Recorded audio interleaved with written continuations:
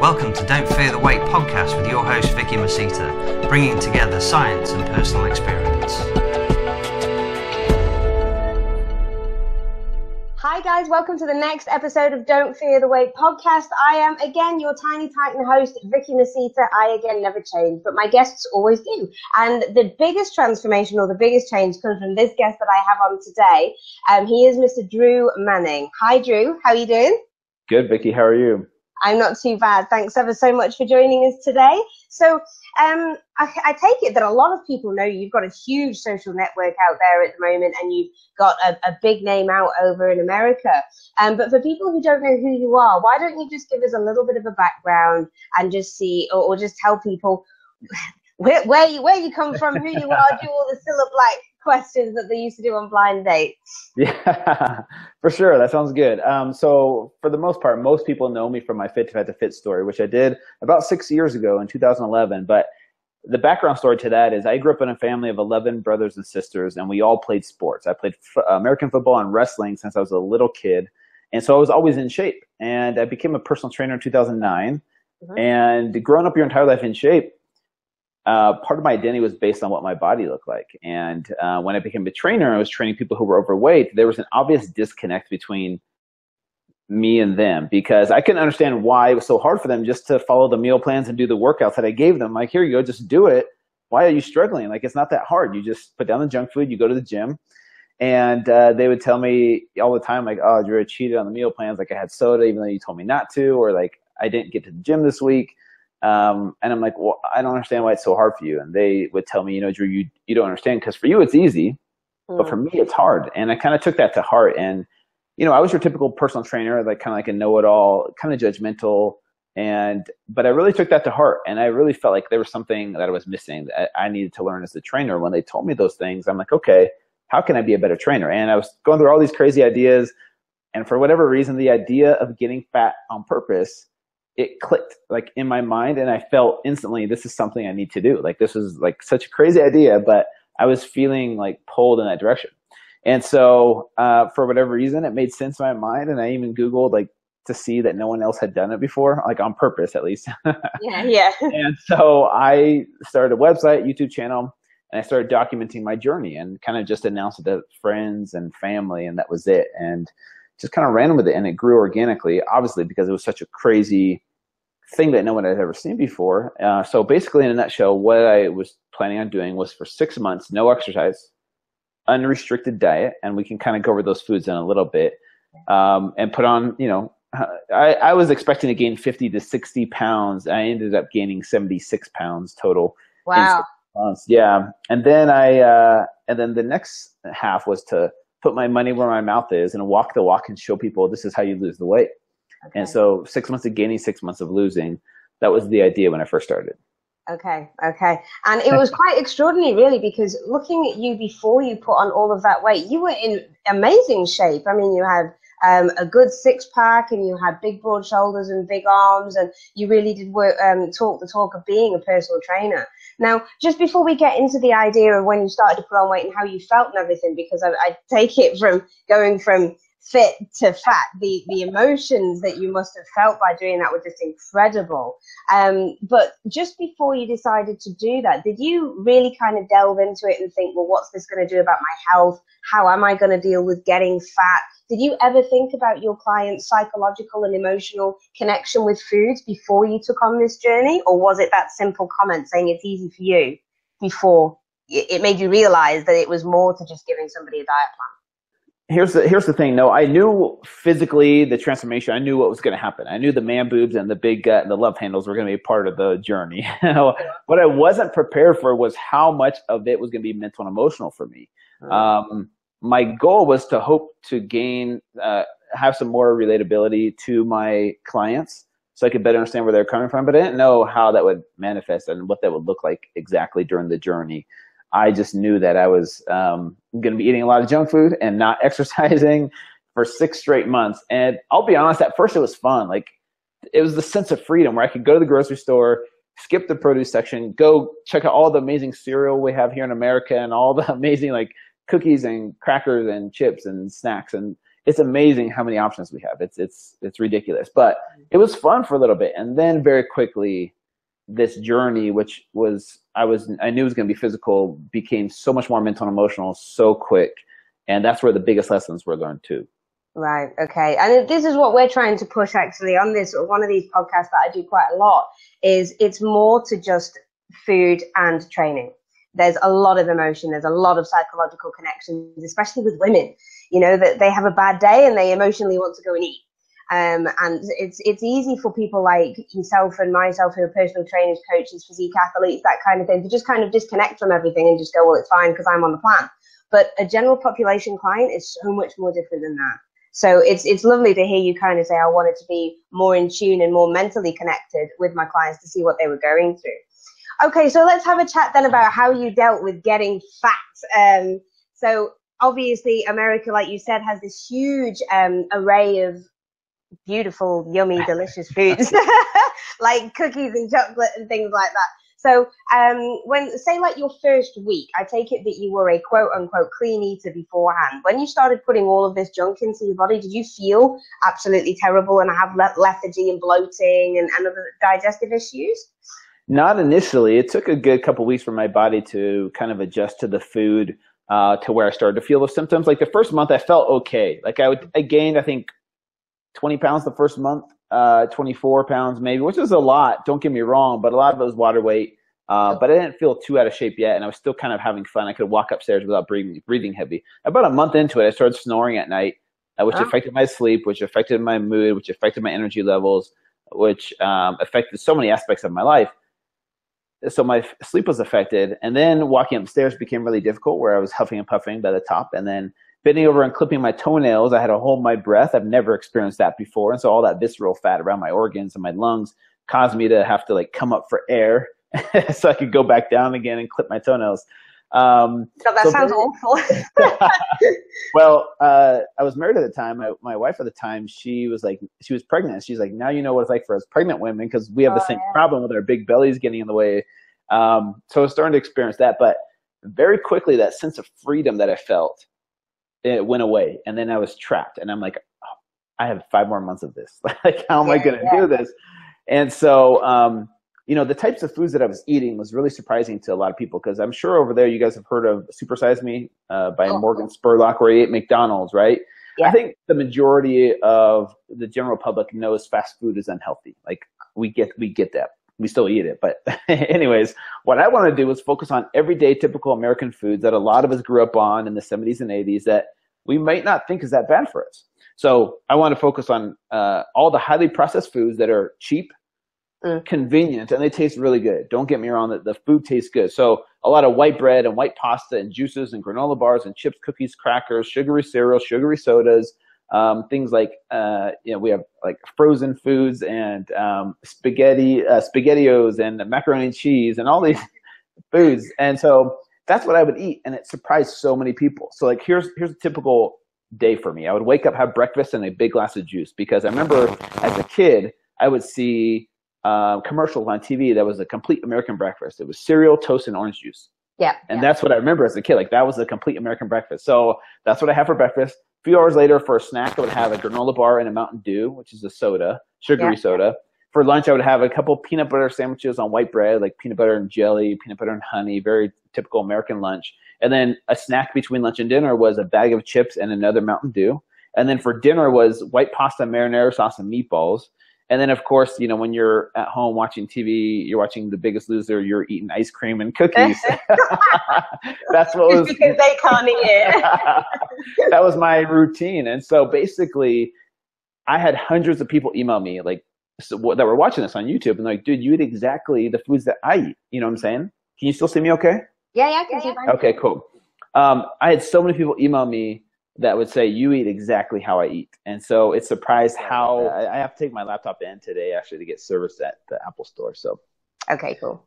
Okay. So I had so many people emailing me every single day, like saying, Drew, you eat exactly how I eat. And it's very surprising, very shocking that I was eating these foods that some people think aren't that unhealthy, but that was literally what was causing me to put on all this weight so quickly, was these highly processed, affordable, convenient, very tasty foods, to be honest with you. It did taste good.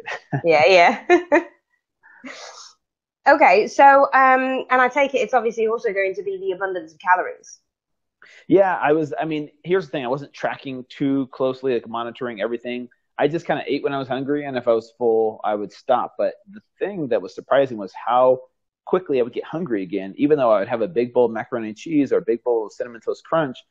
2 hours later, I was like famished, like I hadn't eaten all day. And so super high calories, low nutrient density causes you to feel like you're starving all the time. And so overfed, undernourished kind of thing. And so that's pretty much what happened. So I was probably eating maybe 4,000, maybe more calories per day is my guess. Right. Okay. And in comparison to what you used to eat when you were training every day and things like that, was that a lot more, would you say? I mean, it must have been if you put on 20 odd pounds in a month. Yeah. I was probably eating closer to 2,500 before. Wow. Okay. Per day. That's not actually that much, is it? Yeah, it's not. It's not that much. 2,500, maybe 3,000 on some days, but yeah, not too many calories. So. Okay. So you finally got to that point after 6 months where you've done no training. You've put on all of this weight, which is 70 plus pounds. You've actually transformed your body to the point where you didn't actually look like you. Even in your face, you look completely different. And then when the 6 months finally came up, what did you then do? How did it feel trying to lose all of that weight again?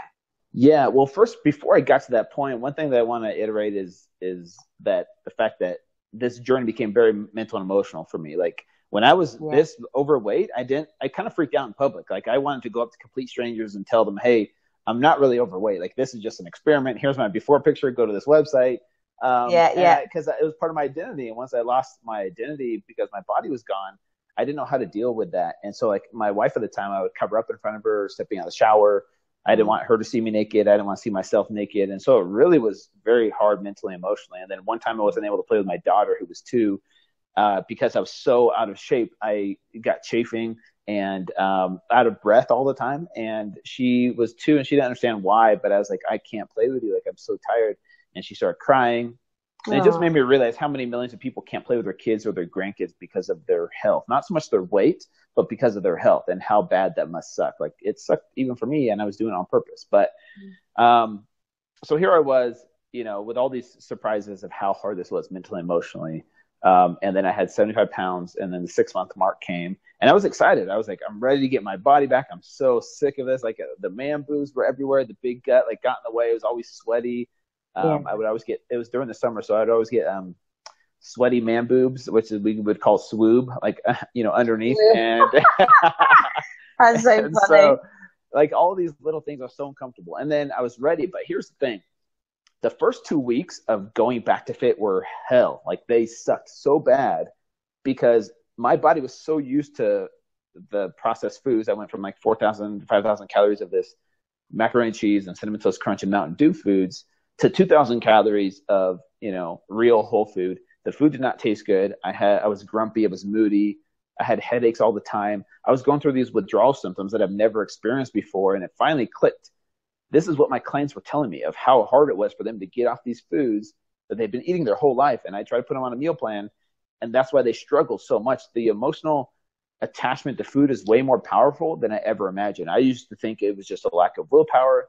And yes, it comes down to a choice, but it's like trying to tell a drug addict, hey, just stop doing drugs. What's wrong with you? When in reality, this food is just as addictive, if not more addictive than certain drugs. And so it was a really humbling, eye-opening experience to experience that hell for the first 2 weeks of getting off of the processed food to the real food. And then after about 2 weeks, though, it did become more manageable. The cravings became more manageable, and it became easier. I don't think cravings ever really truly go away. Every time I see a box of Cinnamon Toast Crunch, like I still I was going to say, you have mentioned that cereal like 4 times, so it's like, that was your trigger food. It is. It really is. That's why I haven't touched it since, because I know if I do, I'll eat the whole thing. Yeah. So anyways,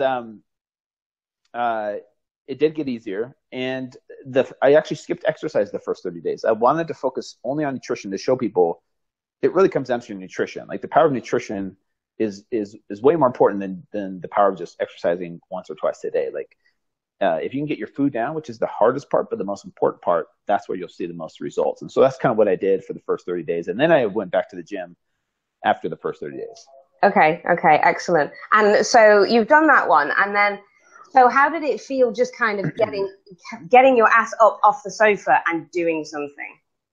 I was nervous my first time going back into the gym because I used to be so confident, cut off sleeve shirt, my headphones match my shoes, like everything looks good, feel good. And here I was like super self-conscious now. I was still 50 pounds overweight when I went back into the gym. So I was wearing loose clothing. I remember struggling to do push-ups on my knees. I think I could do maybe 1 or 2 pull-ups. And it just was super humbling. I kind of compared to, in my book, I go into this, of my whole life, here I was on top of this mountain of fitness, right? Here I am. My clients are down here at the very bottom, and I'm trying to yell at them from the top. Like, hey, just do this. It's not that hard. Keep climbing one step in front of the other. Don't give up. Like, stop falling back down. Just keep coming. It looks so easy from the top.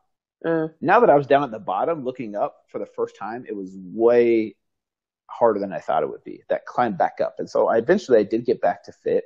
That's why my brand is called Fit2Fat2Fit and not Fit to Fat and Stuck or, But I did get back to fit, and it was way harder than I thought it would be. Very humbling. I had to, start from the bottom and work my way back up. And I think it's very valuable to anybody who's never been overweight to kind of experience a little bit of what that journey is like. Because if you've always been on top, it seems so easy, right? But unless you've been at the bottom, you don't have that perspective. And so that's why I feel like it's really valuable. And that's what I kind of do with the trainers on the show, is kind of take them through that process. Even though the trainers on the TV show, they only have to do it for 4 months. I had to do it for 6. But still, nonetheless, it's hard. And I think they come out of it more empathetic trainer, more respect, and a better understanding versus who they were before. And that's where I think it's valuable. Even though it's crazy and it's risky, it puts them in their client's shoes, which is, I think this world needs more empathy. Absolutely, 100% agree. And when you were going through all of that, did you think about the health implications that you were going to have? Obviously, I know you were saying you were having trouble breathing and you were starting to snore at night, so you were experiencing some kind of apnea that was going on. But did you ever have any blood tests to see what any kind of levels and cholesterol levels and things were going on? Yeah, I did have a doctor, luckily, monitor me throughout. Every month we would do blood work, test my hormone levels as well. And when I was on the Dr. Oz show, he did my blood work as well. So luckily, just to make sure I wasn't going to die. And it was surprising how quickly, 31 years of living healthy, it didn't matter how long I had been in shape for. In just 6 months of letting myself go, everything went to crap. Like everything was in the red. HDL, LDL, glucose, triglycerides, blood pressure was 167 over 113. Testosterone dropped to the low 200s. Wow. And this was just in 6 months' time. But your body is resilient. And if you treat it right consistently, over time, it can heal itself. And so all these things that happened were reversed actually fairly quickly because it was only a short period of time. Now, had I kept the weight on for 6 years and I gained 100 pounds, maybe it would be totally different. I don't pretend to know what it's like for somebody who grew up overweight. This little journey is in no way the same thing. But it does kind of open up your eyes a little bit if you've never been overweight. Yeah, absolutely. And when you finally did get down again, did you lose all of the weight that you put back on? Or did you still kind of find those last stubborn few pounds sticking around for a lot longer than the 6 months? Fortunately, I did lose all the weight as far as weight goes. My body fat percentage was around the same. I just felt weaker because I had so much weight to lose in 6 months' time, which is a lot in my opinion. I did give up a little bit of strength, which took me a good year or so to put back on that strength, even though aesthetically I looked okay. But at the same time, it was worth it. I didn't care about that. Like, my health was good. I felt good. And I learned a lot from this experience. Would I ever do it again? No. But that's why I have other trainers on the show doing it now instead of me doing it over and over again. Yeah, absolutely. And do you use the same kind of principles with them? Obviously, I know you're saying it's just for 4 months, but do you use the same principles with them and say, right, no exercise, free reign over all of your foods and that kind of thing? And do you keep a monitor of their tracking and taking calories, or do you just kind of say, no, go for your life and enjoy the next 4 months? Yeah, no, we kind of add some structure to it to where we want them to kind of experience the foods that their client eats, right? So they get to know their client. At least on season 1, that's how we did it. Season 2, we're changing it up a little bit. But season 1, we'd be like, hey, this is a typical day of what your client eats. You got to try and match these same foods. And so, but yeah, they can't exercise at all for the 4 months. And, but yeah, for the most part, they could eat whatever they wanted to, but we tried to max them up with their client to eat what their client eats. Yeah, that would be really interesting because I do the same thing with my clients. I ask them to write me everything that they eat and drink. So basically a food diary for 3 to 5 to 7 days, including the weekends and things. And you know that they just kind of quote unquote lie a little bit, or omit certain foods, but it's not the truth in that. And then when you finally get down into the nitty gritty of it, it's like, okay, that's fine. And I look at it and sometimes I think to myself, do you know what? I could probably eat that breakfast or I could probably eat that dinner, but there's no way that I could eat the whole day's worth of that kind of thing. So I'd like to pick and choose. And to be told that I couldn't exercise at all for the full 4 months, that would kill me. Like literally, I wouldn't enjoy that at all. So I could only just hate to imagine what you went through for 6 months, not being able to train at all, or go for a walk. But I suppose when you got heavier, you were quite glad of the fact that you didn't have to do it. Yeah, the thing is, by the end, you get very comfortable with the lifestyle. You kind of see why people get stuck because you are in a way kind of very comfortable with the way it is, even though you don't feel comfortable in your own skin. But it's like, man, the idea of change seems so hard. Like to go to the gym and exercise and meal prep and eat healthy again, it seems so hard for some people that it's like, it's kind of easier just staying here. And so a lot of the trainers and me included, oops, sorry about that. It takes some adjusting for sure, but there's so many valuable lessons learned from this process. Yeah, definitely. It's a very unique process, but a very valuable one, like you said. So it's not just about being empathetic towards your clients. It's actually becoming a client yourself, which is so much more than just kind of, walk a day in your client's shoes. It's not. It's becoming a client and doing that. I love it. Yeah. Okay, so just moving swiftly on from that now we've got a really good background of where you've been and obviously where you are now. You are a huge advocate of keto dieting, is that right? Yeah, I've been doing it for about 3 years now. Big fan of it. There's so many applications for it, and I work closely with a lot of the doctors that have kind of led the way in this industry. So it's been really fun to help people kind of embrace this lifestyle. But like I said, it's not just about fat loss or weight loss. I know that a lot of people use it for that. But man, I mean, this diet's been around since the 1920s, and there's been just recently so much more science and research done on it that it's mind blowing. Yeah, absolutely. So how or why is it that do you always advocate that for every single client? And do you do that because of the simple fact that you went through this fat journey and you had your Cinnamon Toast Crunch and very, very high carb laden foods and everything like that, and you just thought, well, I'll research some more about fats and what implications that has on a diet? And is that how you came to that conclusion? Yeah, no. So keto has been around, like I said, for a while, but it didn't become mainstream till I would say a few years ago when some high-end celebrities started doing it. Yeah. And, that's where I started learning it from some of the doctors that, like, for example, this guy, Dr. Dom D'Agostino, went on Tim Ferriss's podcast, and that's where it started to blow up because then you had people like Tim Ferriss and these other celebrities jumping on board. And so I'm a self-experimenter, right? Obviously with the Fit2Fat2Fit. So I do experimentations, right? To see what works and if it's good. And so for me, when my first 60-day experiment with the keto diet, my body really didn't change. My body composition was about the same. I'm already a fit guy, maybe 10 to 12% body fat, do CrossFit for the most part.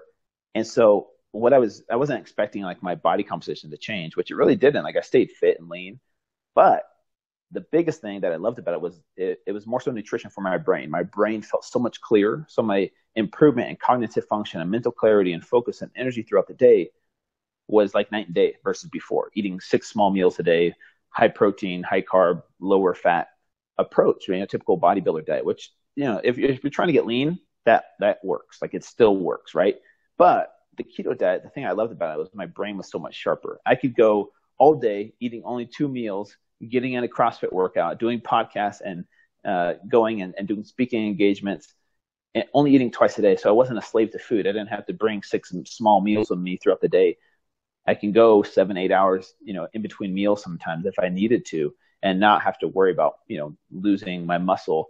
But my brain was what felt so much better. And so that's why I became a big fan of it. And then from there, I got connected to Dr. Oz and went on the Dr. Oz show talking about the keto diet. And then from there, everybody was, wanting to learn about it. And then, so that's why I started coaching people. I'm like, okay, here's how you do it. Because there's so much confusion. There's no one true right way to do the keto diet. Okay. Everybody's body's different. So someone, for example, that has epilepsy might want to look into it, or someone that has Alzheimer's or Parkinson's. There's different applications, and there's a lot of more research now with the keto diet. Some people just want to do it because they want it. They think they're just going to burn fat and lose the weight, and it melts off. It doesn't happen that way. And so there's no like magic way of doing it to where you're like, oh man, I'm ripped and shredded all of a sudden. For some people, yes, but I think different diets work differently for different people. And so if someone wants to try it, here's my advice is give it a minimum of 60 days of staying consistent. Don't do it for a few days and be like, oh man, that was horrible. Because your body has been running off of glucose for so many years or decades. And now you're trying to say, okay, no more glucose, which is a fast burning energy source. Now you're going to run off ketones, but your body's got to learn how to produce ketones, and then it's got to learn how to use those ketones efficiently for the same workouts you were doing before. And you expect your body just to shift over overnight and be efficient at it. It takes a good 60 to 90 days to get adapted to the ketones as an energy source. And then that's where you start to feel optimal. But the problem that I think people make is like, oh yeah, I tried it for a couple of weeks and I just felt sluggish and lethargic. And so I feel like there's a right way to do it and a wrong way to do it. The keto flu that they can experience. So the keto flu, a lot of people mistakenly, but it's preventable. If you learn how to do it right, it is preventable. It's not like it happens to everybody. There might be some symptoms that happen to some people more extreme than others, but there are methods now that you can use, for example, using things like exogenous ketones and sea salt and a pink Himalayan salt and these types of nutrient-dense salts that can help out. More water tends to help out as well. There's little tricks and hacks you can do to minimize the keto flu. Oh, that's interesting. That is interesting. See, I'm glad that you brought up the fact that it takes 60 to 90 days to adapt as well, because I'm of the same mindset. I've seen lots of people who say, all right, I'm going to try keto. And then they basically do a moderate protein, high fat, no carb diet for 7 days. And then they're like, right, well, I need to refeed because I've been ketotic for like 6 days. It's like, no, that's not how it works. And if you keep on having these carb refeeds every single week, you're just knocking yourself out of ketosis anyway. So it doesn't work like that. So I'm glad that you brought up the adaptation process with it. Okay, excellent. Yeah. So what would you say for somebody then? Because I know that we're getting short on time, and you're an extremely busy person, so I don't want to take up too much of it. But what would you say to somebody who is a trainer? For the most part of it, who has an obese client? I see a lot of people these days who have obese clients who literally just shout at them and shout at them more in order to get them to do the work. And they're physically on their knees, sweating in their own puddle of sweat, and they just shout at them harder and louder. And I just think to myself, just shouting at them harder is not actually going to make them do it. So obviously you're all about putting the trainer in the client's shoes. So what would you say or advise to a lot of coaches out there, first of all? Yeah. So one of the biggest lessons that I took away from this was, like I said, how much of transformation is mental and emotional. So before as a trainer, I focused so much on the physical because that's all I could relate to. If you're struggling, let's change up your workouts, let's change up your macros, let's change up your meal plans. And all those physical tips and tricks and hacks that I learned, that's all I could focus on because that's all I could relate to that person. Instead, now my main focus is helping people overcome their mental and emotional challenges, because I don't care who you are. If I give you the best meal plans, the best workouts, the best trainer, the best nutritional protocol to follow, none of that matters if you don't know how to overcome your own mental and emotional challenges. And so even if I gave you those tools on the physical side, it'll just be another diet that you do for 60 or 90 days. You lose weight, then you gain the weight back. Yeah. To make it a true lifestyle change, you have to know how to overcome your mental and emotional challenges. So now what I do for example, on the TV show and coaching other trainers is teaching them to focus on these mental and emotional challenges of their clients. And that should be 90% of your focus, 10% physical. Everybody knows they need to eat healthy and exercise. Like we all know we need to do that. But to apply that is what's so hard. So find out from your client why it's so hard for them to stick to a meal plan. Like what in their life is causing them to have cravings or to give in to temptation or to not follow the directions you're trying to give them. Like if you spend time helping your client overcome their mental and emotional challenges, that it takes a lot more work. It's not as simple as like, here, just change up your macros a little bit and then boom, you'll see instant results. It takes a lot more work, but if you want them to embrace it as a lifestyle change, you got to put in the work to dedicating most of your time to helping them overcome those mental and emotional challenges. Because if you're a trainer, you're with them for 1 hour out of the day. What are they doing the other 23 hours? And so if you can set them up for success those other 23 hours, that 1 hour in the gym is going to be so much more efficient, and they'll be able to take what they learned there and apply it in those other 23 hours and make it a true lifestyle change. Absolutely. Absolutely love it. Just really, really love the way that you've explained that. Okay, so now let's take it from the client's point of view. The client has come to you as a trainer, and what would you say to a client who is, let's say that they are in the obese category and they're absolutely desperate. They've quote unquote tried everything. They found this trainer. The trainer is willing to sit down with them and go through their emotions and everything like that. What would you advise for them? Because I take it if they just said, right, I'm going to do everything you tell me to do, and I'm going to work out 5 days a week, and I'm going to not eat anything, and I'll just eat chicken and broccoli, and let's go from there. Yeah, I hear that all the time. And honestly, the way I talk to my clients is kind of the way I talk to myself, and it's changed over the years. Before, I grew up with a mentality of discipline, kind of beat yourself up until you get to that point, like that mentality you were describing of a client, like, I'm gonna do whatever you tell me. I'm gonna, wake up at 5. I'm not gonna sleep. I'm not gonna eat sugar, almost like a punishment to get to where they want to be. Like, I get that, but it doesn't work in the long term. And even if they hit those goals, it doesn't bring true happiness into their life. Like, if you get skinny or you get a 6-pack, that doesn't mean that you're going to be this happy, person all the time. Yeah, it helps out a little bit temporarily. But so what I would say to someone, first of all, you have to believe that you're worth it to be healthy. Like, you are literally worth it to fight for your health, no matter what the outcome is. Don't focus so much on, I'll love myself if this outcome happens.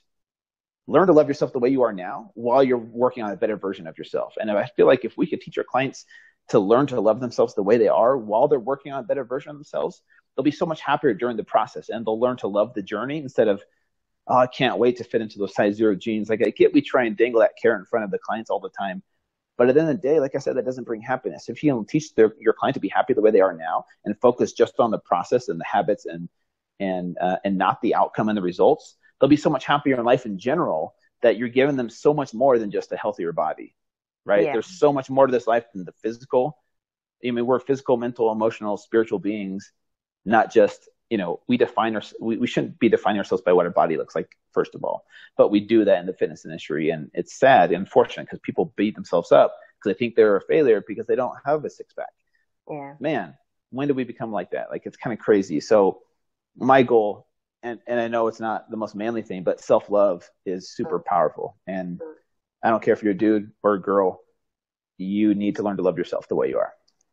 I love that. And I think, you know what? I think I'm going to call this podcast that, Love Yourself for Who You Are.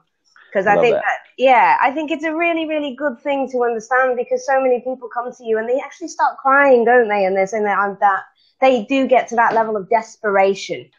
So I was speaking to a very good friend of mine beforehand, and he was actually saying that the difference between dedication and desperation is a very fine line.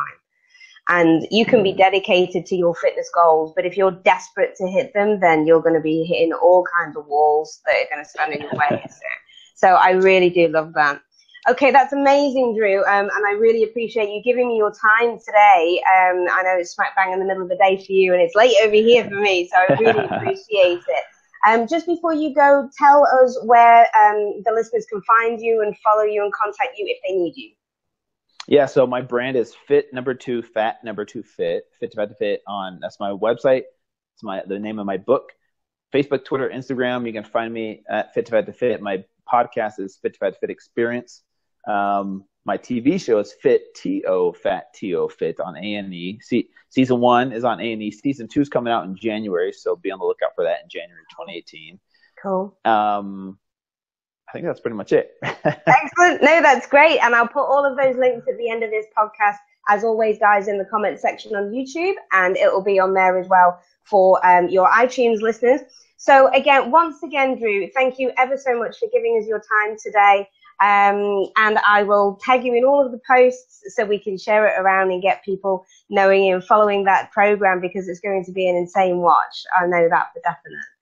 All right. So thank you again, Drew. Guys, thank you for listening. Thank you for tuning in. That's it from us on Don't Fear the Weight. Please, please leave a review as always, because it will always help get a bigger reach out there. And as always, if you have any questions, any comments, put them at the bottom of the section, and myself or Drew will get back to them when we possibly can. All right, guys, that's it from me. That's it from Drew. Thanks ever so much for tuning in, and I'll catch you guys next time. Cheers, Drew. Thank you.